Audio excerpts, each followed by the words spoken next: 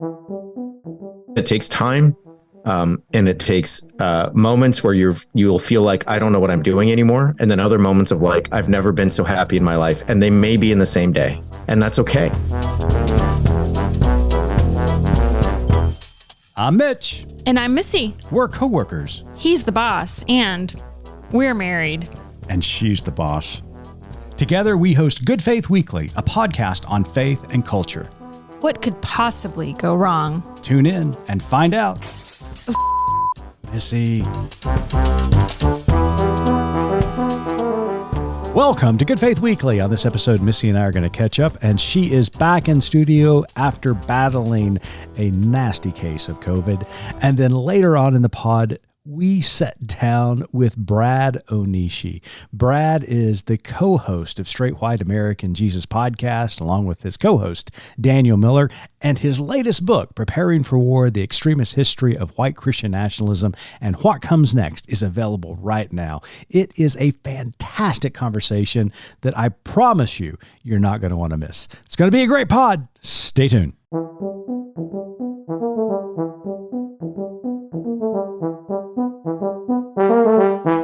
Hello there, Missy. It is so good to have you back in the studio. Thanks. It's good to be back.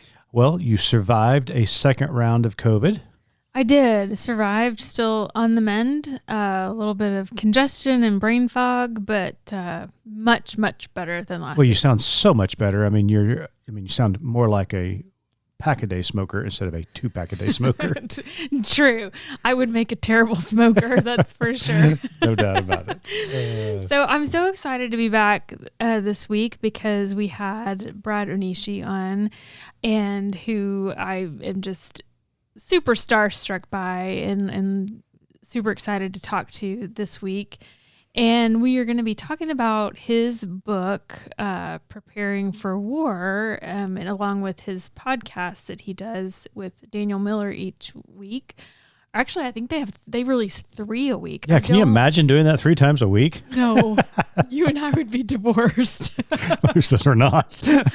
True. But in any case, one of the things we talk about with him and kind of the basis for his book about Christian nationalism and about his upbringing, or not upbringing, but his time in the church and kind of being indoctrinated into the right-wing evangelical movement, got me thinking about our backgrounds, which were a little bit different. You and I were kind of born into that community and that way of thinking. And it just brought back a lot of memories of what kind of that Christian nationalism movement looked like for me in church. And so I thought I'd ask you, do you remember any instances of what kind of did that look like for you in church, those moments or those things that happened or that were going on within your faith community that maybe you didn't realize at the time? Yeah, let me begin by saying this. My parents did the best they could when we were younger. My dad was 19, my mom was 20 when they had me. They knew they wanted to raise their family in the church. They really had no idea what kind of church they wanted to raise their children in.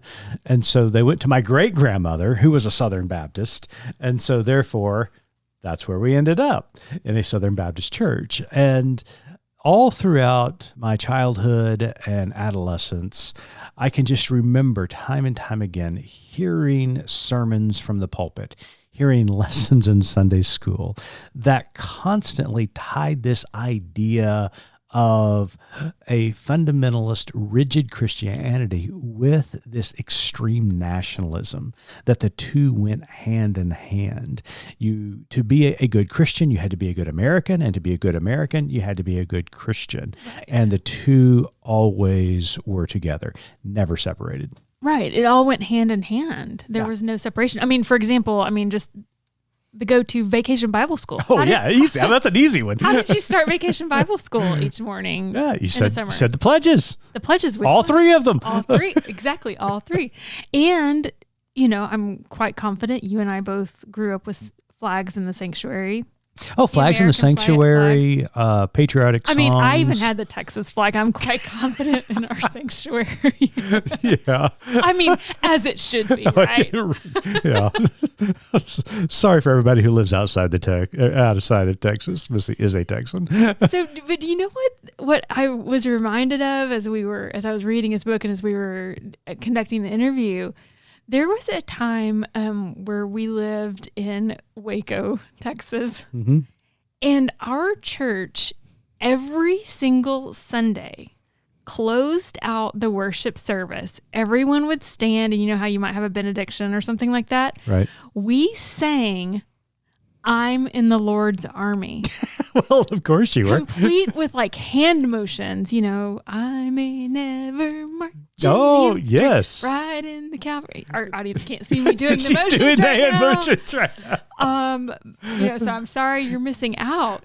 But those things never even occurred to me. And then it reminded me of the song we sang all the time, Onward Christian Soldiers. Sure. Marching into war, Yeah, I mean, even within Christianity itself, and you cannot deny this, even the textual evidence in the New Testament, especially the Pauline letters, there is a mixture of war type of or militant type of language to project the Christian faith. That's kind of always been a part of who we are, but during the European conquest, it really ratcheted up to merge the Christian faith with this high view of nationalism. And then, of course, here in America, we just decided, hey, let's just really take it up 10 notches. Right. And it's very much about that kind of conquering mentality. And like we've talked about before and kind of ad nauseum on this podcast about the conversion, which, loosely translates to conquering and overpowering and controlling and things like that. So yeah, before we came on, I was kind of looking up the lyrics to some of these hymns and songs that we used to sing. And as I'm seeing them written on paper rather than just the tune in my head, it's a little bit cringy. It is a little bit cringy. It really is. Yeah.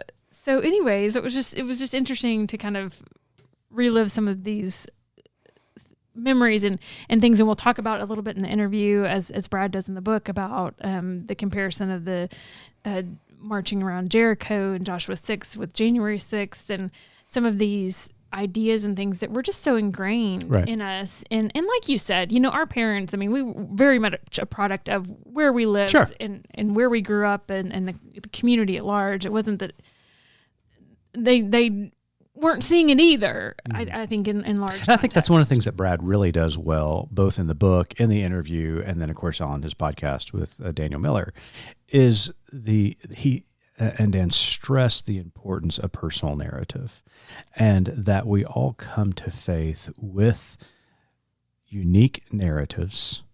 And when we get to a point in our faith where we begin to question things, as you and I have done, and begin the process of deconstruction, we cannot just toss away that narrative. That narrative is a part of us. And then we begin the process of deconstructing. But our narratives make us who we are. They make us unique. They make us special in the eyes of God and each other.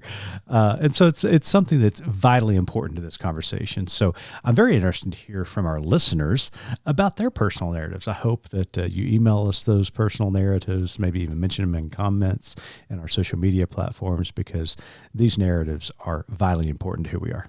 Right. And that's what I think Brad did such a wonderful job of, like you said in the book, of it's what was helpful to me as he wove in where he was personally, in his faith journey as a teenager. And it was so 20s. Multi-layered too. Yeah. I mean, grows up in a home that's really non-religious and then becomes evangelical. Also a part of that story is him being Asian American. And so it's just really multi-layered. It's just so many facets to our own stories. But he brings in the overarching historical narrative too of what was going on in within the context of racism and nationalism and extremism. And you kind of through him see how easy it is for an impressionable kid to get wrapped up in something to the degree that they can't see out of it. Right. And so it's a cautionary tale a little bit. Oh yeah, good as word. well as just a lot of great information. So I thoroughly enjoyed the book. I'm a big fan of the podcast, and I'm so excited about the interview. I don't know if I've already mentioned this, a little bit starstruck that he took time for us. This is, I think, the fourth, fifth, sixth time you mentioned this. Yeah, it was great. Yeah. So, ladies and gentlemen, take a deep breath, because this conversation with Brad Onishi is just outstanding. He is so delightful, so insightful and wise. You're really going to enjoy it. So stay tuned. You know, Missy, I really enjoy recording this podcast with you each and every week. Do you? Well, but this is not the only thing we do at Good Faith Media. It's not. We have so many offerings for you. We have a plethora of podcasts, videos, news and opinion articles, Bible studies, books, and much, much more. Find us at goodfaithmedia.org.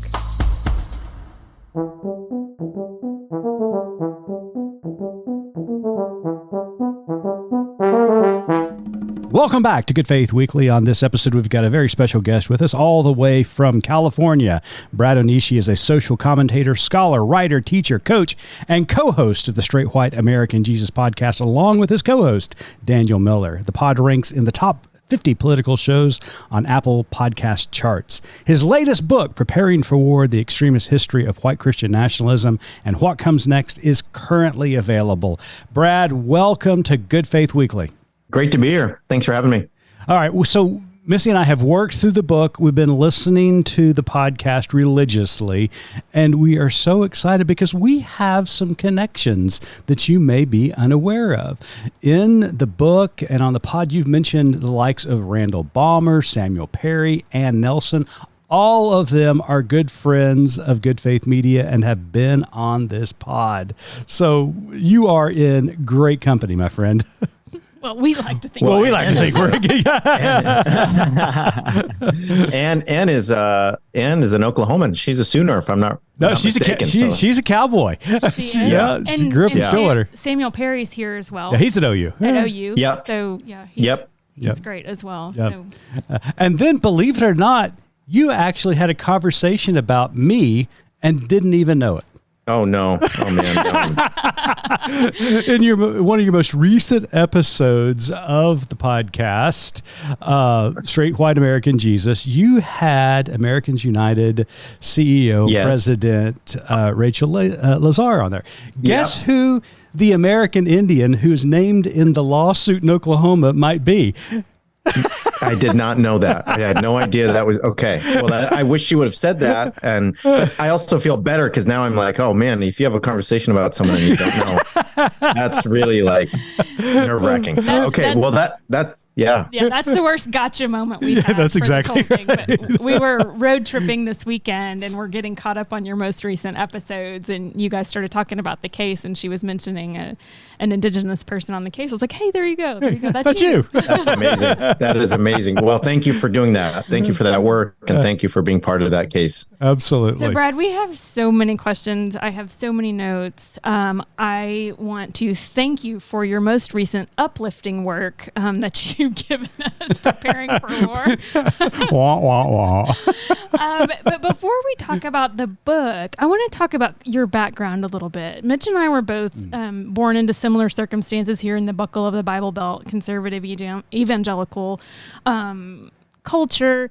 You weren't really born into that. So tell us about your background, how you became involved with the evangelical movement and kind of got to where you are today. Yeah, so I was born, I'm mixed race. My dad's Japanese American from Maui, and my mom's a white woman from West Tennessee. And so they met in California. Our house was pretty non-religious growing up. And at 14, I was getting in trouble a lot, worrying mom, worrying dad. It was the mid 90s. I had like pink hair one day and yellow hair the next. Excellent. And Eddie Vedder and these guys and Kurt Cobain were like my heroes. And, teenage stuff was happening, sex, drugs, rock and roll. And I got invited to a Wednesday night Bible study by a girlfriend. And I just thought, perfect. we'll sneak out of Bible study and make out. And mom will definitely say that I can go to this Bible study on Wednesday night because it's church. She won't say no. This is a perfect plan. And I went to the place. It was a big church, kind of what I call a mini mega church, about 2,000 people. And as you would expect, there was a big youth group, kids playing games. There was cool leaders who were in their 20s and they had tattoos and guitars, and they didn't say anything about my clothes or my hair being kind of like punkish and all this kind of stuff. They were just like, "Hey, how are you? What's your name?" And all of a sudden, church was my second home. She dumped me soon thereafter, but I was hooked. And before you knew it, I converted in an extreme way. So that, the very next Christmas, my mom wanted to know, what do you want for Christmas? And I said, here's some pamphlets. If you would spend the money that you were going to spend on presents and buy Bibles for these people in Nepal, that would be my preference, because they've never heard the name Jesus. So I go from one extreme to another. Sure, By the time I'm 20, I'm a full-time minister. I'm married to my high school sweetheart, and started seminary right after I finished undergrad. And I was on my way to be kind of a church planter or senior pastor or missionary somewhere. And obviously that didn't happen. So I found so much commonality in your story as you wove your personal narrative into a historical narrative. And I was telling Mitch before we came on today, we were kind of discussing what we were going to talk about. And I said, I was that girl inviting the boys to church. Nice. And I felt, a little bit bad about that. But I will tell you one thing that I'm not sure that you had in California were the big old First Baptist church buildings with lots of nooks and crannies to make out in. So, so that's so relatable. But one of the things you begin and end the book with is the question, would I have been there, in referring to June 6? And I'm not sure if there's anyone who grew up in our contexts who is in the process of unpacking and things today that has not asked themselves that question and has not wrestled with it. And it's something that has definitely been on my mind. And somehow, luckily, I didn't end up there, but I don't know how I didn't end up there. So I wanted to know, how did you growing up in that then make that pivot and that turn and not end up being there? Yeah, I think for me with January 6th, I think some people are like, "Oh, that's kind of, are you serious? You wouldn't have been there." And I think what my response is that, look, I was asking my mom not to buy Christmas presents to send Bibles to Nepal. I led a Bible study at lunchtime at my public high school. Some people might remember See You at the Pole, which was a yearly gathering where students pray for the renewal of the nation. Yeah, right. Yes, and I ruin everything. And so my senior year, I decided I was going to do See You at the Pole every Friday. And sometimes there was like another student or two. Most Fridays was just me. And so when people are like, "Would you really have been at January 6th?" I'm like, here are the receipts for the ways that I was really, really, really, really committed to what I thought was God's plan for the world. I left the movement in the church when I was 24. And what happened is that I just got to seminary. I'd already been a philosophy major in college. It was a Christian college, but nonetheless was reading a lot. Got to seminary and started reading a lot more, and read all about church history, read all about the Protestant Reformation, read all about the early church, read all about the history of the United States and American religion. And all of a sudden realized that the faith I was practicing was not something timeless. It was something that had been in many ways synthesized in the last 50, 60 years in the midst of American culture wars. And so I started to really think there's got to be more to this gospel than the reduction of the world to us and them, to heaven and hell, to here or there. And I want to know what that is. And so my then wife and I said, we've got to get out of here, and we don't want to be missionaries and we don't want to be pastors. What are we going to do? And I said, well, I really want to go. I want to stay in school because I just want to read all these books and figure this out. So we we decided we were going to move somewhere in the English speaking world where I could go to school. I didn't speak any other language at the time, and she could play basketball. She was an athlete, so she could play like professional basketball.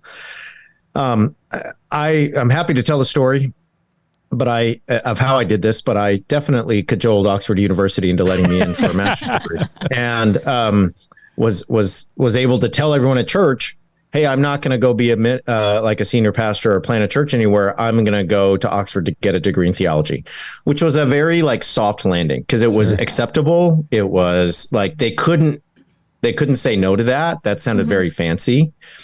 They would have preferred that I had said, hey, I'm going to go over here to the next town over and start that church that y'all want me to do, or I'm going to move, back to Maui where my family is and open a church there.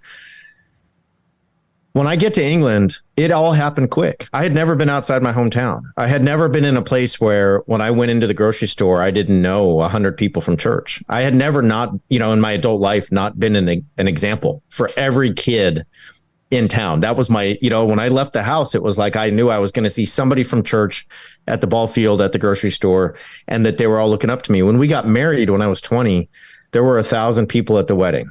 Wow. And those were all the kids from the youth group and their parents and all that. So I get to England and now I'm just a dude. Nobody knows me. Nobody's watching me. Nobody cares what stack of books they see at the coffee shop, right? That I'm reading. And they're going to like tell the senior pastor they're worried about me because they saw Brad reading Karl Barth or something else.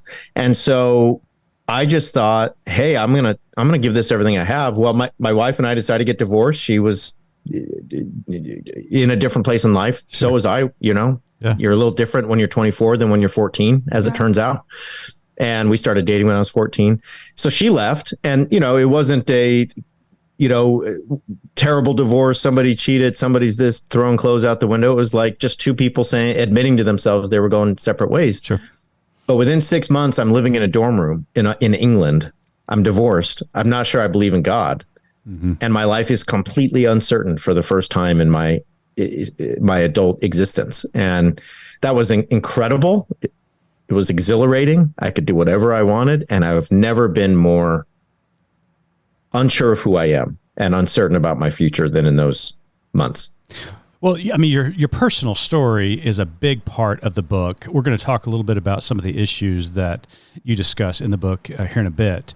But one of the things I want to follow up on, Brad, is that this process of deconstruction is central to your personal narrative. A lot of our listeners coming out of the pandemic, the social uprising with Black Lives Matter, just the controversy around evangelicalism, the rise of Trumpism, are currently questioning the orthodoxy of their faith. And so they are either in the throngs of deconstruction or at the beginning of deconstruction.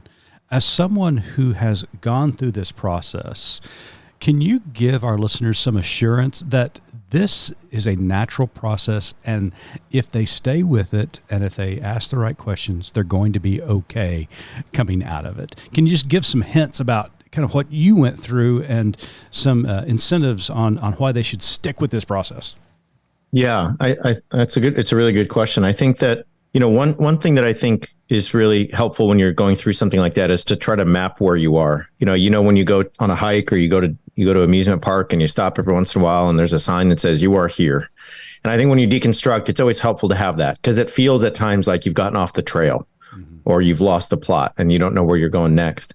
And I think one thing I would say is that if you think about deconstruction from a high demand religion, could be evangelicalism, could be anything else. You're taking a faith that demanded every facet of you be enveloped in it, and you're starting to break away. So what you're doing is you're discovering parts of you that didn't make it when you were subsumed underneath all of the dogma, the doctrine, the teaching, the social aspects of the church, the gender roles, whatever may be, and you're breaking away from that. And therefore, every aspect of your life is going to be put into question at some point. Who are you in terms of your personality, right? Just kind of who are you when you're not in that environment? What do you like? All the way to your finances, your friends, your social life. How do you build up a support system? How do you find values that you believe in the world? And I'll keep it short, but I'll just say uncertainty is built into that process. And so if you're uncertain about where you're going, you're doing it right. I think that's one. I think two, there's this process of rediscovering yourself in a way that is really scary, because you're going to have to trust yourself and your body in ways that you kind of have been not used to doing. And my biggest advice for people is you are your best compass. You're going to find what you need when it comes to community, when it comes to values, when it comes to relationships, when it comes to political ideals, when it comes to just how you want to exist in the world. But it takes time.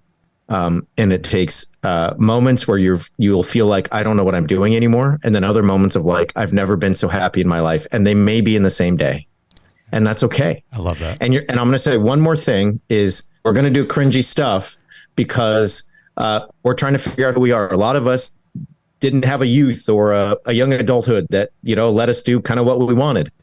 And so there's just moments you're going to have to figure out how to do things or try things for the first time or go out into the world and be in a way you have never been. And you might look back and go, that was really embarrassed. That was just awkward and kind of weird. And 3 years from now, you're like, why did I do that? That's totally okay. Exactly. It's totally okay. You want to be, everybody should be safe and everybody should stay within the boundaries that they need for themselves. But I'm just telling you, when you do something cringy, because you're like newly deconstructing and you're trying something else out in the world that you've never, like I have sat in pubs in England at age 24 and put the cigarette in the wrong end of my mouth because I was like telling someone I had just met that of course I am cool and I would also like to smoke a cigarette like you, and then put it in the wrong end of my mouth because I had no idea what I was doing and had just never thought about it. But that was my moment of being a rebel.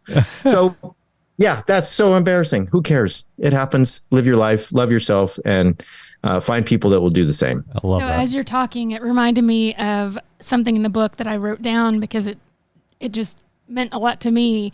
An exercise you do with your college students where you tell them we all live according to myths. It's just a matter of which one. And then you go about explaining to these kids who are very analytical kind of science majors how, in fact, that is absolutely true. For people like the three of us sitting here who very much grew up with the myth, and you say in the book that the teachings of the Antichrist shaped your worldview.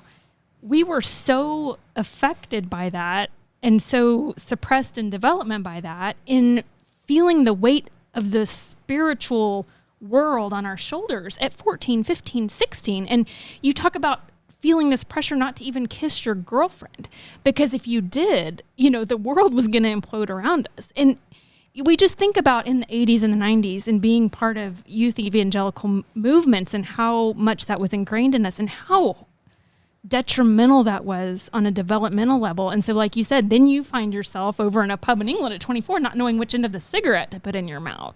And so that it's so relatable, and it's also so important that we acknowledge that we do all live according to some sort of myths. Acknowledge what those are, what you want to take from that, and how you want to move forward in your life in a healthy and productive way. I think the most important thing we do when we deconstruct is we have to find the stories we want to live by. Mm-hmm. And it's hard. And at times what you're going to feel is, I don't have a story yet. I have like a chapter, or like I don't even have a chapter. I have like one verse of a poem. And that one verse of a poem that is the story of you or your life or what you're going to live by, that may get you through today or may get you through this month. And then you might look up 6 months from now and go, I do think I have a chapter. I do think I know the story of me. And all of a sudden, 10 years from now, hopefully, if you stay the course, you'll look up and go, yeah, I have a new story. And that's the story I'm living by. It's the one I'm going to always come back to as my North Star. It's the one I'm going to try to hand off to my kids and my community. So we all have stories that we guide our life by. It's just a matter of which ones. And I think what happens when you deconstruct is you no longer have a grand narrative overriding every molecule of your being. And so that's really, really scary. Right. I can so relate to what you just said, and this is going to lead into kind of a changing in topics. But one of the things that I've been dealing with lately has been this decolonizing of my faith and my personhood. And as an Indigenous person, as a person of mixed ethnicities, it's a struggle because you want to honor both of those ethnicities, but which one rules over the other, or can they live in harmony with one another? And as I deconstruct this colonized version of myself, I find myself gravitating towards my indigenous ancestors, and just the narratives that continue to come flooding in. My great grandmother being a resident of a boarding school here in Oklahoma. That's one of the reasons I'm part of this lawsuit here in Oklahoma, because we've seen what government funds can do when religion and the government is mixed together. But I say all of that to say this, that in the book, you talk about a lot of different issues. On your podcast, you and Dan do a brilliant job bringing these to light. But Brad, do you think a lot of the issues that we face as a country now, especially those that have been spawned by this MAGA movement over the last 8 years or so, do you think they can be tied directly back to America's original sins of genocide, slavery, and patriarchal dominance? I mean, I think in short, yes. I think that in some ways, it's a really simple story. This is a country found on attempted genocide. It's also a country founded in many ways on chattel slavery. That's fact. The story. Fact, now, yeah. Now, is it more complicated? Yes. We're talking about 400 and 500 years of history and various iterations of all of that, and the ways that it looks like on the ground and somewhere like Oklahoma or Mississippi or Georgia or other places, or what we now call Mississippi and Oklahoma and Georgia. So one of the things I've talked about lately is that, the drive in schools, the drive in places like Florida and Texas to ban books and to make sure that, students don't have a chance to take a class on African-American studies or on learning the histories that you just recounted in brief, whether it be histories of attempted genocide with indigenous folks, whether it is Chinese exclusion, whether it is Japanese incarceration, whether it is the Middle Passage, there's a bet that racial ignorance will mean the status quo stays in place. Mm-hmm. That if you don't teach those things, and if you don't face those things, then no one will ever upset the systems that those things, right, were built on then and continue to be built on now. And so, what I told Robert Jones the other day, talking about his book, is that you have a doctrine of discovery that that comes from the Pope even before the Protestant Reformation. And the doctrine of discovery basically says Europeans, when you go to these quote unquote new lands, if you meet people who are not Christian, you have the right to enslave them. And now we have a doctrine of forgetting, right? The doctrine of discovery spawns the doctrine of forgetting. Because if you can forget all that and have a generation of students and young people that don't know any of those things, then they won't do things like, take part in lawsuits as you are doing. They won't do things like fight, right, for justice when it comes to taking down Confederate monuments or, making sure there is, right, a national recognition of Emmett Till, and so on and so on and so on. So to stay on the subject of religion, I would just add to close this that one of the reasons I talk a lot about white Christian nationalism is because Christianity's just tied into those original sins. Right. Christianity has been part of them. It's entangled in them. There are many Christians who are trying to, of course, and you know this better than me, face those, reckon with what it means to be a Christian in light of that history. But there are many who are not, and who would say that Christianity and American nationalism are the twin pillars of my story. And if you question those, you question me. And therefore, I will not stand for any questioning of those. I will not stand for any critical investigation of them. I will not allow you, right, to somehow make that story more complicated than I want, because I don't want that. I don't want to deconstruct those stories. Right. I want them to be in place, not only so I can feel comfortable, so I can maintain power. And I think that's what it comes down to. And your book inspired me to go back and reread Heather Cox Richardson's book about how the South won the Civil War, which is a wonderful book as well. Complements yours just beautifully. As I was reading your book and then revisiting her book, I kept asking this question to myself, Brad, and I want to pose it to you. And to be honest with you, I'm really terrified about the answer, but I think I know the answer. the Civil War never ceased. Yeah. And we talk about, I mean, even in the title of your book, Preparing for War, is the reality that we are in a continuous war internally within America. Just this last weekend, 3 people are shot dead, people of color shot dead in Jacksonville, Florida, just because of the color of their skin. We see it time and time again in this country. White Christian nationalism, predominantly males, opening fire on their fellow citizens. Are we already in war? So I agree. And Heather Cox Richardson's book, she's that book is really genius book. So if y'all can read that one. But what she shows is that the South won the Civil War in the sense, and this goes back to something we've been talking about all day, in that the myths of the Civil War and the myth of America that the Confederacy told, right, in many ways won out in large swaths of the country. And so that's what I think you're referencing when you say the Civil War never stopped is, sure, the guns were put down and the Confederacy surrendered, but the war continued in the way that the story was told about the country, right? The way that the myth of the American nation is recounted to generation after generation after generation. And so today what I see are little fires everywhere. What I tell people is I don't think we're going to see North versus South again. But what I do think what we're going to see, and we're seeing it right now, is an attempt to create, right, very different nations within the United States. Mm-hmm. If you have a situation, right, where you live in a state where you have no access to abortion, where you go to school and there is no teaching of ethnic studies or African American studies or anything, where books can be taken out of the library if just one parent complains. One parent calls the librarian and says, I don't like this book because of this reason, and then the book's off the shelf. Okay. If in that state, the prisons are privatized to the point that there is money to be made by incarcerating people. If in that state, the public schools are religious because the state is giving money to schools that, right, are openly and explicitly and vehemently Catholic or something else, then you live in a very different United States than somebody who might live in California or in Oregon or something else. Here's my point.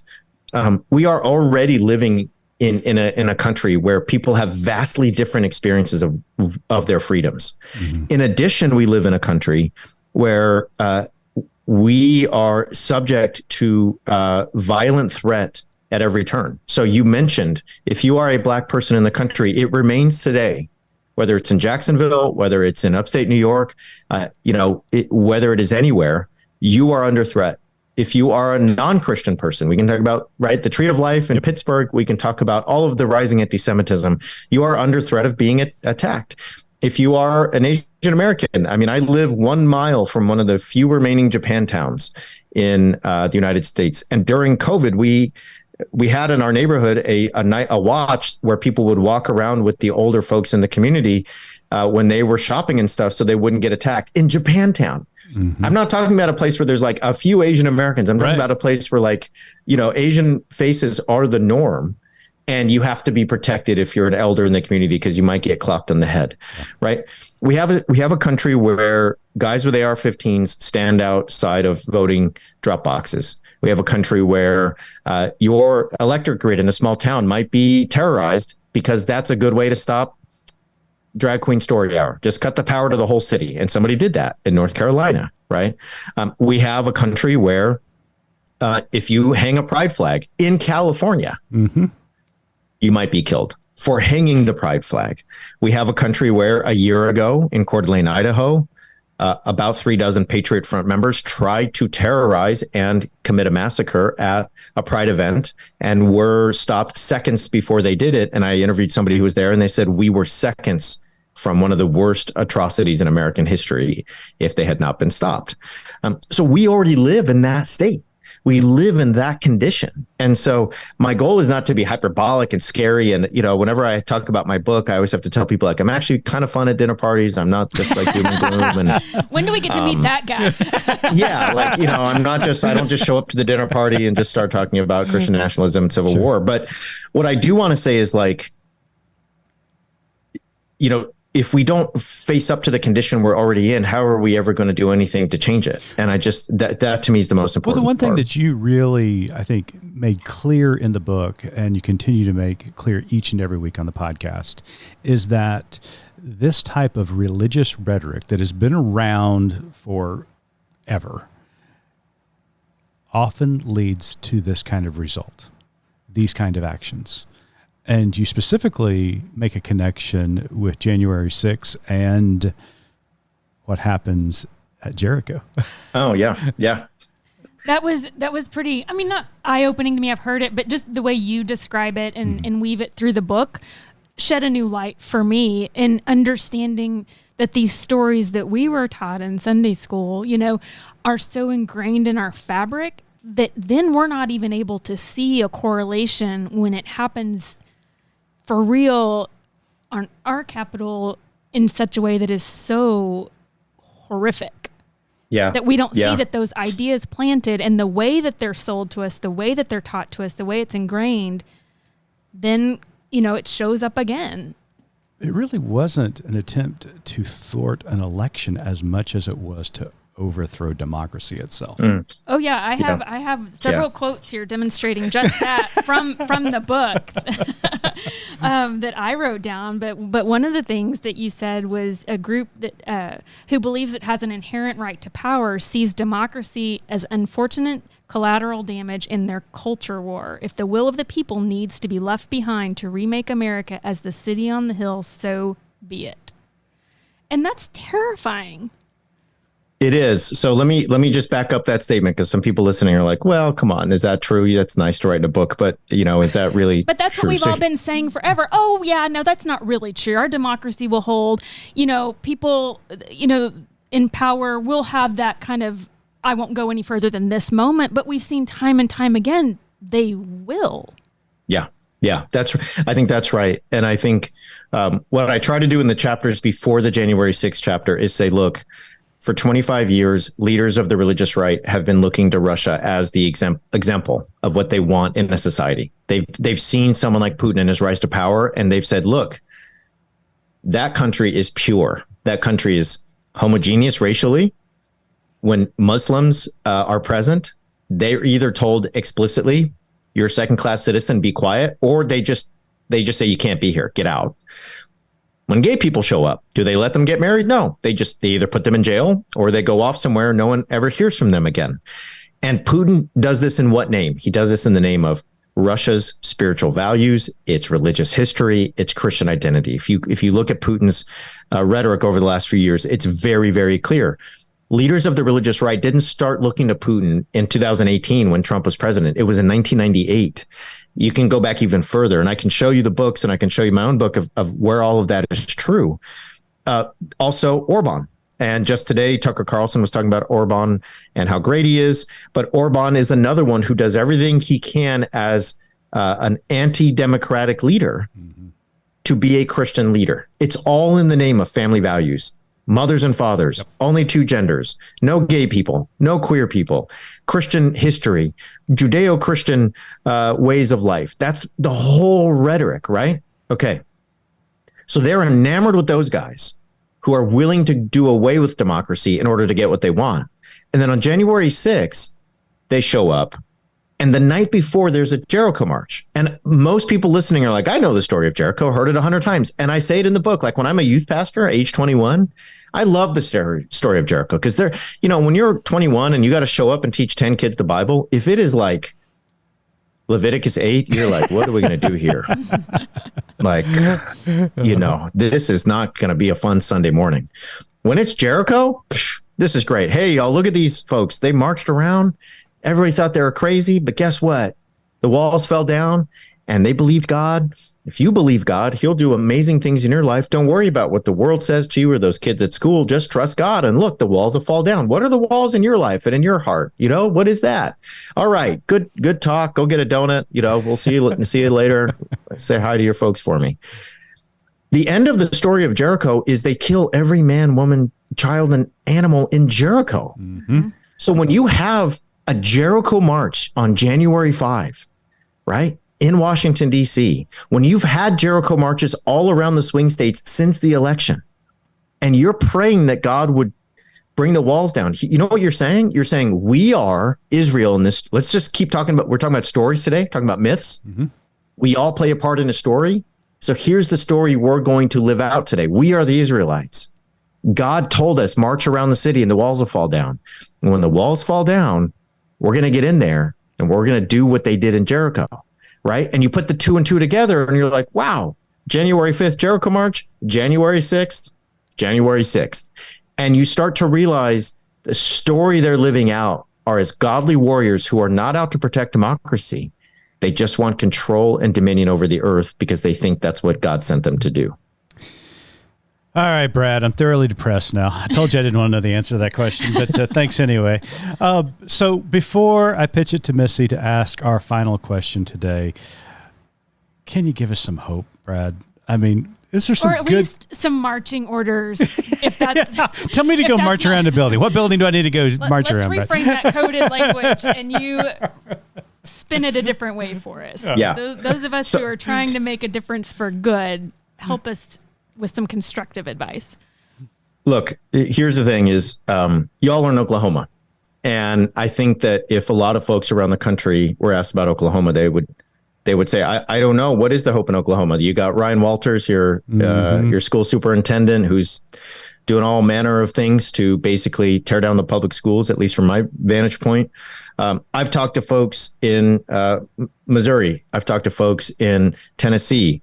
I've talked to folks. I just got back from Texas a few days ago. And every time I go to one of those places that from the outside looks like it's quote unquote deep red, or it's caught up in a MAGA movement that seems entrenched, I find people who are the most resilient, the most persistent, and the most committed to a country that lives up to its creed for the first time. And you all give me hope.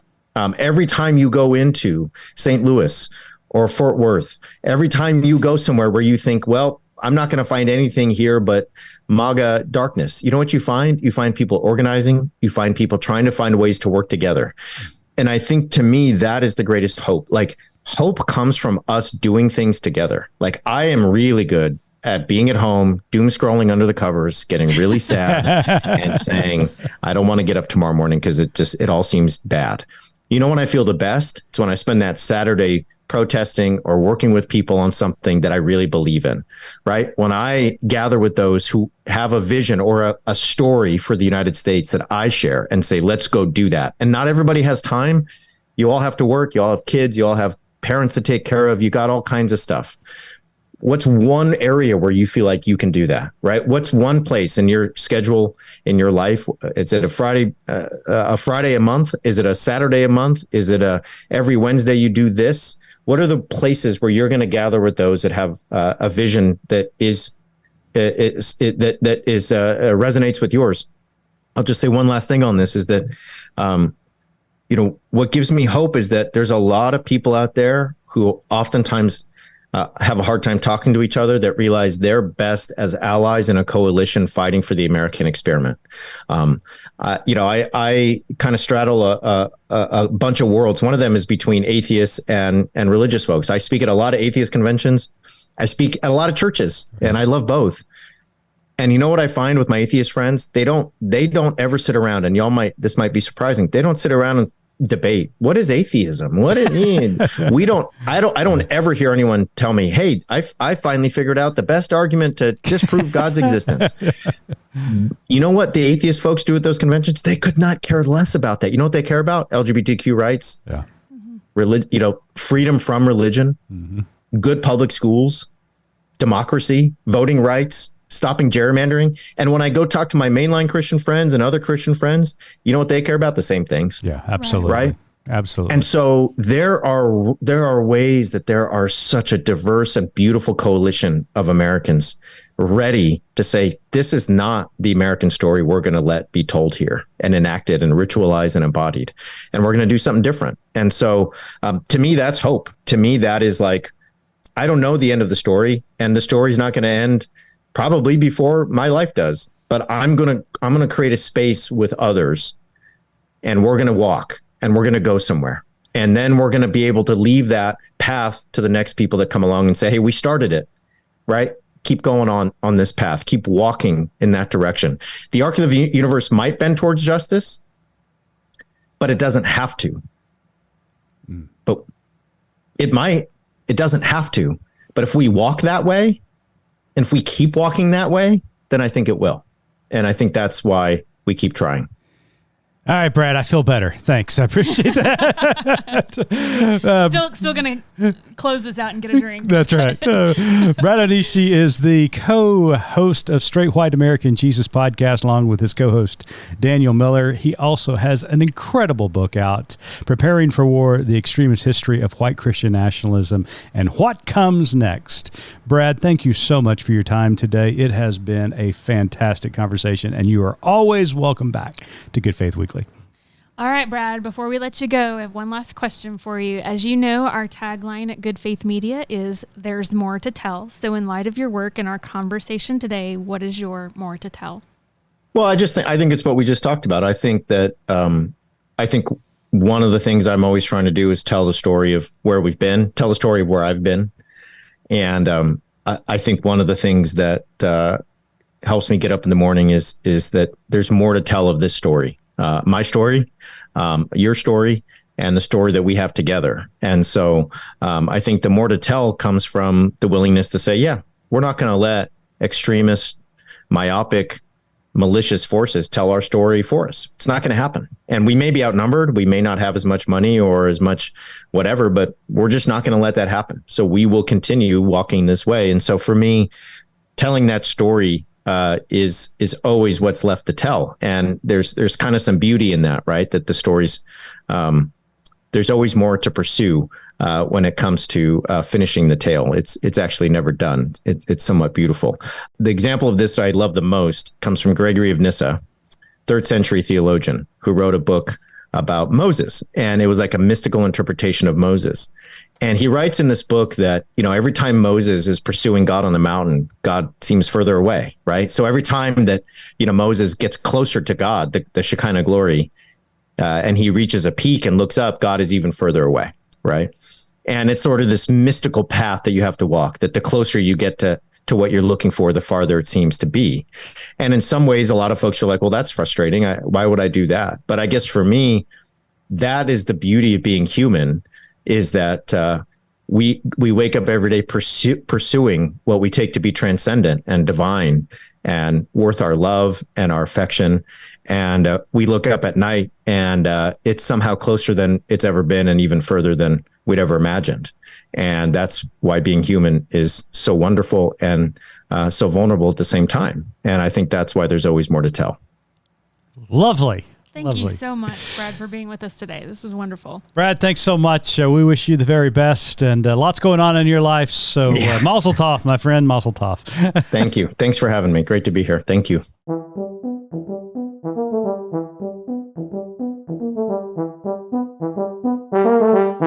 Mitch. Yep. I'm chewing on something from this interview. Okay. Hopefully it's not your cud, but go ahead. Gross. If we don't face up to the condition we're already in, how will we change it? And I think that, quite honestly, I think that's what Brad does a great job revealing in the book, as well as other conversations we've had with him and on his podcast, is that January 6th for America was a wake-up call, and people actually began to see with their own eyes and were convinced that this concept of Christian nationalism was not merely rhetoric alone, that there were actions attached to this rhetoric. and they saw it firsthand, and they began to realize this is where we are. I think you're right about that. I think the thing that's a little bit scary for me, though, still is that we in the United States still have pretty short memories. And one thing that Brad talks about in the book is the change in discussion about those events, even within the 2 years since they've occurred, how some of the language has softened about what exactly that was, or what happened, or he speaks about the woman who was killed, who kind of how the wording changed around her. Yep. And she became this white woman who was killed, and rest in white power, things like that were being said afterwards. And that is the struggle for, there's a struggle for language when these narratives are being put together. And we have seen that throughout history. We've seen it firsthand here in the state of Oklahoma. Back in 1921, Black Wall Street's burned down. And how was it defined in 21? It was defined as a race what? Riot. But what was it really?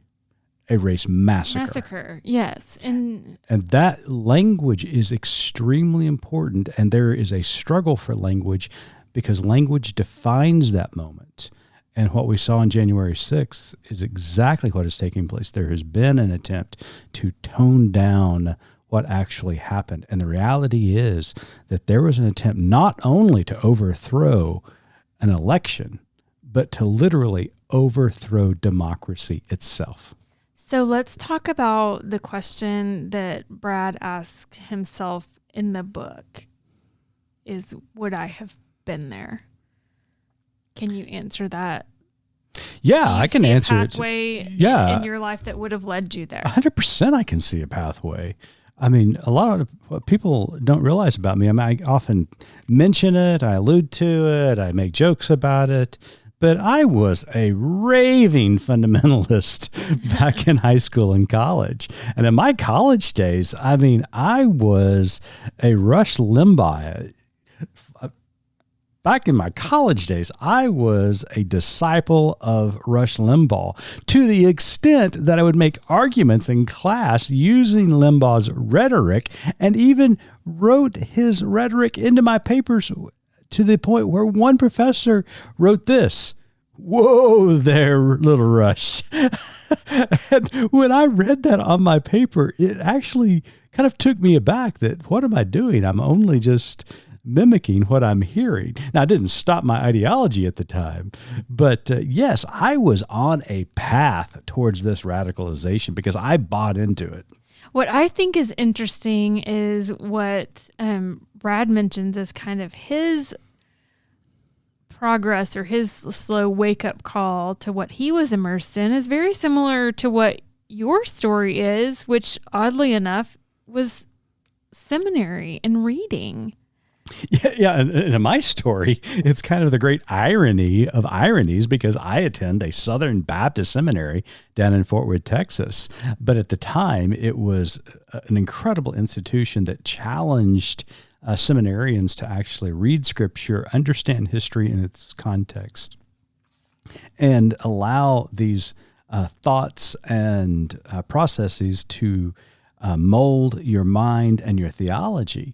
And so when I actually began to read the Bible and to understand what it was communicating, not in a literal sense, but in a truth sense, my mind was blown because it is still one of the most radical books that has ever been penned.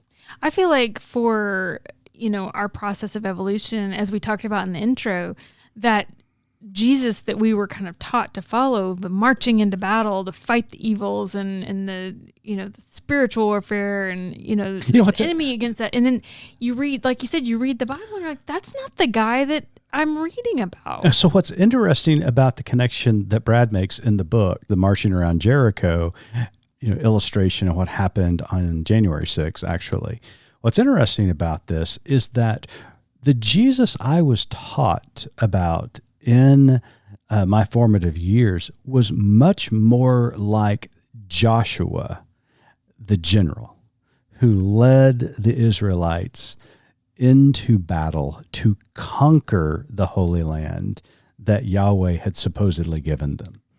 And that was the Messiah that I was told about. I was not educated upon, or I was not educated about the Jesus of the gospel. And that was a travesty.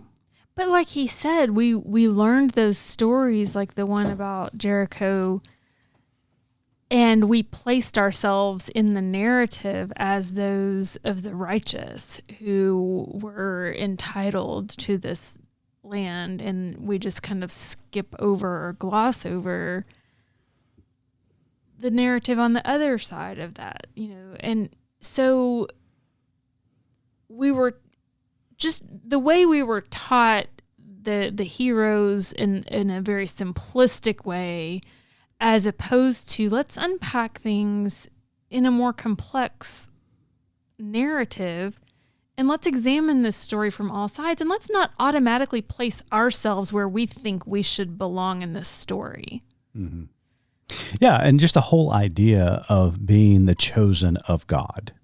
We hear about it in the Old Testament, we hear about it in the New Testament, and especially in Reformation type of theology, Reformed theology, about the elect, that God has looked down upon this earth and he has seen the individuals who are righteous and therefore has chosen them to be and it's always his representatives on this earth. And if you are convinced of that, Missy, if you are convinced that the creator of the universe has looked down and pointed at you and said, you are the only hope for my message to fill this world and go out and do it, that is a heavy burden to bear, but it's also marching orders that blind you to the realities of this world. And God forbid you would think outside of yourself, and that there are other people out there who have other ideas and other understandings of God, interpretations of the Bible. You are blinded by it. Right. And they just can't get past it. And that is what is so terrifying about this movement known as white Christian nationalism. It is very scary because, like you said, when you think you have, when God is on your side and when your goal is a righteous goal, then all of a sudden the collateral damage just doesn't matter anymore. Yeah. And we've seen it throughout history. I mean, this chosenness, or this divine selection of God of the human race, we've seen it used to set white people apart from black people, from brown people. We've seen it in what's called the doctrine of discovery. We've seen it in manifest destiny. We've seen it in slavery, Jim Crow. We've seen it in immigration laws. We've seen it in internment camps. We've seen it continuously. This is a thread that has run through history. And this idea of Christian nationalism, and it's not only American Christian nationalism, because it is taking place all over the world. It's been present throughout history, but it is rising again globally. And we must rise up, speak out against it. And that's what I like the way Brad ends the interview, because that's what inspires him. He sees people in Oklahoma, Texas, Tennessee, Arkansas, Florida, rising up and saying, no, this is not right, and we are going to combat it at every level. And what kind of how I started the conversation, I'm going to circle back to it, because he talks about the two, pillars that are so intertwined of American nationalism and evangelical Christianity. And to question those when you're so entrenched in it, you're questioning someone's very being. Yeah. So I feel like you have a couple of things at play here. You have those in power who are going to seek to keep and gain more power by any means necessary. But then you have those of us who were, I don't know, dare I say, kind of victims of some of this ideology, that this identity is so ingrained that when you start to question things about these two ideas that are so inextricably linked that you don't know how to separate them, all of a sudden you're questioning my very being. Mm-hmm.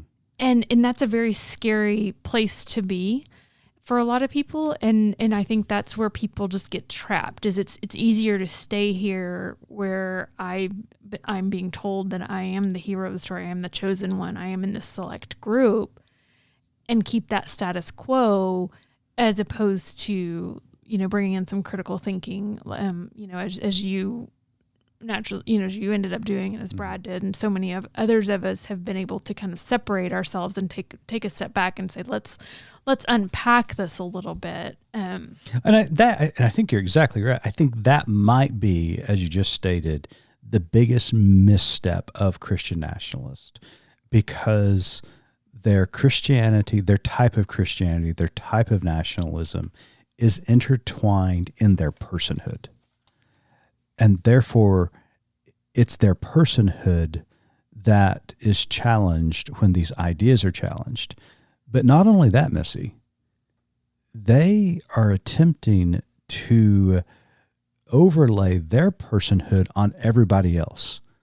So in other words, to be a whole person, you must be the type of Christian that I am. You must be the type of patriot that I am, because that is who I am, and therefore that is who you must be. They are attempting to make everybody else intertwine that identity as well. That's why they advocate against LGBTQ people. That is why they advocate against immigrants. That's why they advocate against people of color in a lot of issues, because they're not them. And they have different ideas. They vote differently. They worship differently. They live differently. And therefore, they have a hard time understanding that kind of personhood, because their personhood is so tied up in these two pillars. And it's scary. It's scary to question, foundational elements of your life and of who you are, but I love what he said in the interview. He said, if you're uncertain about where you're going, then you're doing it right. Yeah, that was and awesome. I love that. I think I'm just going to keep that kind of tucked away in my mind, is that the uncertainty and the unknown is not bad. Mm-hmm. It's kind of that faith-seeking understanding, like we've talked about. You put one foot in front of the other, and you seek to learn more and know more. And he says, you are your best compass, and trusting yourself. And he gave us permission to be cringy and weird. Right. I mean, not that you needed any permission to do that. But so, and he talks about seeking, at the end, he talks about seeking after God, and how, kind of the closer you walk, sometimes the further he feels away, further gets from you. And I was thinking about that in terms of, a small child that asks a ton of questions. Just think what would happen if that small child stopped at one question. Mm-hmm. Or two questions. Why is the sky blue? What, where does the rain come from? Or, the albeit, where do babies come from? Mm-hmm. Think about, as human beings, if we stopped right there. Right. It's the questioning that has allowed us to progress. Why does this disease ravage a body? What can be done to combat it? How can we do this better? That's how we've progressed, is by asking questions. But yet in this one, when it comes to faith and culture, we're a lot of times so afraid to ask those questions. Every time you bring in kids, you always blow my mind, because that's exactly what kids do, because that's how they learn. Right. They are deconstructing their worlds. They're trying to bring understanding through this confusion that they're experiencing. What color is the sky? What color is the grass? What is that shape called? What is that number called? What does this letter sound like? It is a complete deconstruction of chaos, so that by definition, the world begins to make sense to them. And that's what we're doing. We're deconstructing the mythology of this universe to help it make more sense. And I think that's what God wants us to do. Right. God would be so disappointed if we just stayed in this type of limbo. We can't do it. Keep asking questions, keep being cringy, keep being weird, because as Brad said, that is what gives us hope in this world. those people who ask questions and stand up for what is right. Absolutely. I agree.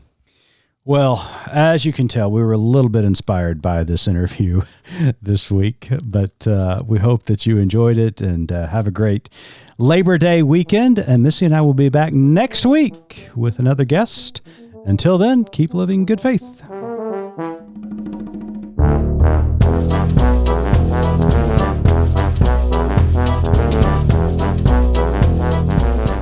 You've been listening to Good Faith Weekly, hosted by Mitch and Missy Randall. This weekly podcast from Good Faith Media discusses matters of faith and culture. Subscribe wherever you get your podcast and give us a like and a glowing review. We produce the podcast out of Norman, Oklahoma. Our music comes from Pond 5. And we're supported by listeners like you. Learn more about us at goodfaithmedia.org.